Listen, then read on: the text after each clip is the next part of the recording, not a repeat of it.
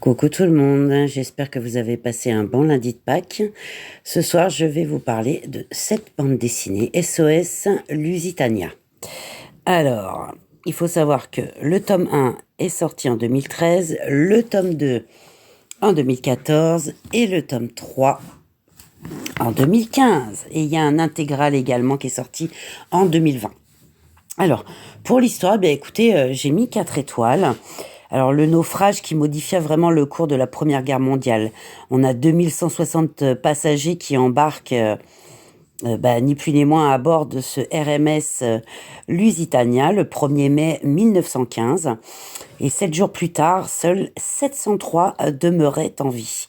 Et parmi les survivants, on a l'agent double français bien placé pour connaître les tenants et les aboutissants de ce torpillage. Et Alfred Vanderbilt, l'héritier de l'une des plus importantes fortunes des USA, mène l'enquête. Voilà. Ensuite, en ce qui concerne le dessin, j'ai mis 3 étoiles. Moi, j'ai trouvé que c'était assez caricatural, surtout au niveau des visages, comme vous pouvez voir. Semi-réaliste, avec de bons dessins tout de même. Hein. C'est très joli. On a un papier glacé. C'est simple à lire. Des couleurs plutôt chaudes.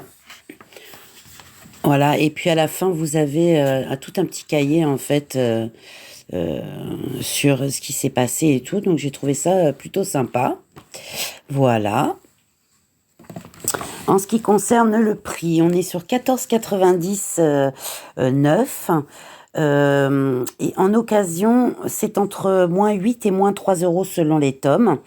Et pour l'intégrale, on est à 29,90 pour neuf. Et moins de 27 euros pour l'occasion. Voilà, il faut peut-être attendre un petit peu pour que ça baisse. En ce qui concerne le plaisir de les lire, écoutez, j'ai mis 4 étoiles. Moi, j'ai trouvé ça passionnant. Et vraiment, ça se dévore d'une traite, hein, les trois tomes. Hein. Je recommande vraiment cette bande dessinée. Elle est très sympa et facile à lire. Voilà, bisous.